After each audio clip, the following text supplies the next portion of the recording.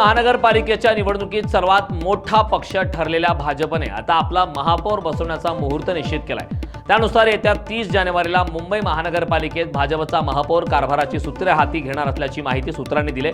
यंदाच्या मुंबई महानगरपालिकेच्या निवडणुकीत भाजपचे 89 नगरसेवक निवडून आले होते।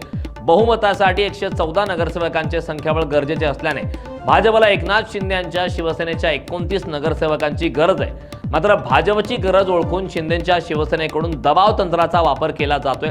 एकनाथ शिंदे यांनी भाजपकडे पहिल्या 2.5 वर्षासाठी मुंबईचे महापौर पद आणि स्थायी आणि बेस्ट समित्यात योग्य वाटा मागितल्याची चर्चा आहे। मात्र भाजपच्या दिल्लीतील नेतृत्वाने शिवसेनेच्या दबाव तंत्राला बळी पडणार नसल्याचा स्पष्ट संदेश दिले।